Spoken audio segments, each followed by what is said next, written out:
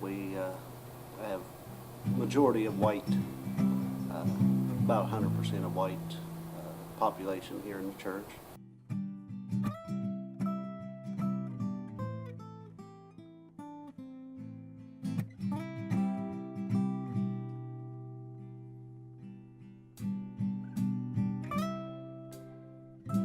Ethnic-wise, we have but a smattering of non-African American.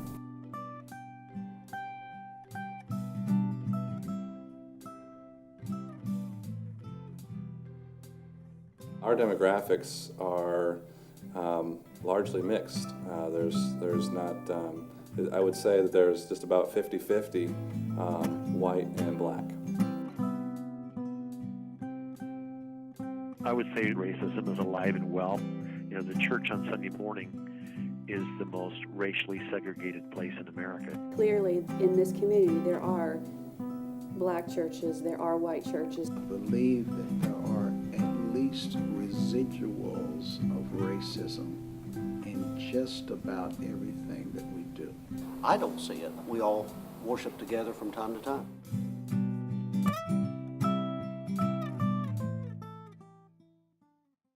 I think that any time that we describe something as white or black, we instantly bring up the thought of racism. I think in the community there is some division, not a lot, but there's some. When anything deals with a white and a black, you see that reflected in the community and the divide that comes. Geneticists, anthropologists, people today would say race it's a cultural and social construction. That's what it is. We're the ones who decide what differences we're going to look at. It's very common for me to be in a meeting and meet someone and share with them, and the one thing that they will say is, well, he's very nicely dressed. Well, I didn't come to the meeting for you to observe whether or not I'm nicely dressed. I came to interact with you on an intellectual level and would very much like to be appreciated as such, an intellectual equal.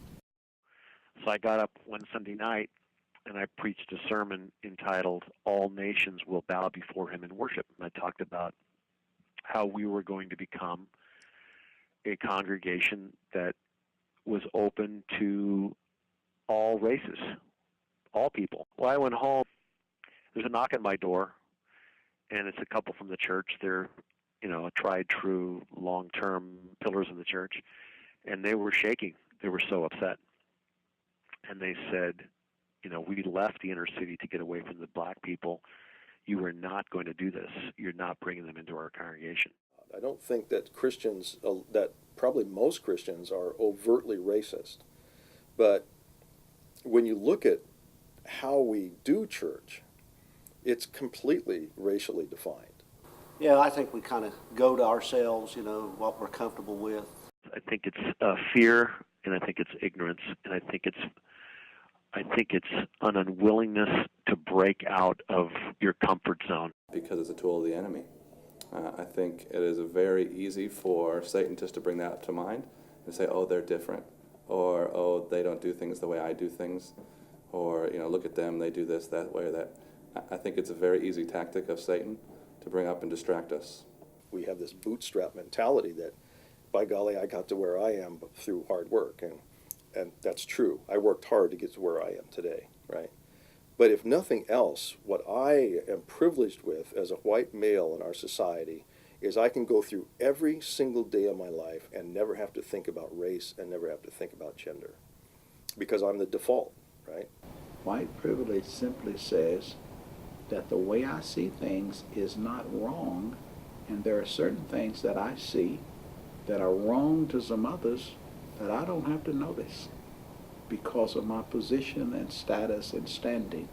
If it's an all-white community, well, you're probably going to have an all-white church. But if you live in a racially diverse community, I think your church is unhealthy if it is not a sprinkling of the community. Integration by definition is when there is a union between a majority group and a minority group, and the minority group gains from its union with the majority group. I'm not sure that America experienced integration, because I'm not sure that we didn't give up more than we gained. So we can say, well, we have a multicultural church. We have African Americans, we have Hispanics, this kind of thing. But they're African Americans and Hispanics who have largely assimilated, and so they're like me. So it's easy then to have a multicultural church. I think that God has gifted us with our differences. I think there is a way for us to really benefit from the way we're all different. Thank God we're all different. I think because of those differences that we have, it makes it much more difficult to really bring people together into worship and come and worship together. We have to be intentional in developing intercultural congregations. You can come alongside or invite me alongside of you and say, come walk with me. But is it an invitation to come and be like you, or to enrich you by being myself among you?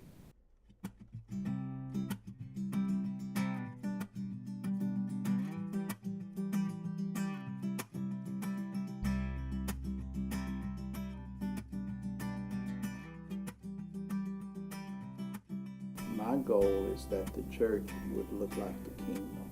To reach whosoever will, to reach everyone we can. When we see the last book, right, what do we see? We see people from every nation, every tribe, every tongue around the Lamb and worshiping the Lamb, worshiping God. If that's what it's going to be like in heaven, then it seems to me that's what we should be about now, is experiencing that worship with our brothers and sisters from every nation and tribe and tongue. I believe that God wants us to be inclusive people. I believe He wants us to disciple people regardless of what color or what kind of home they grew up in. I just feel that the call is to love. I mean, if we don't do it, it's not going to get done.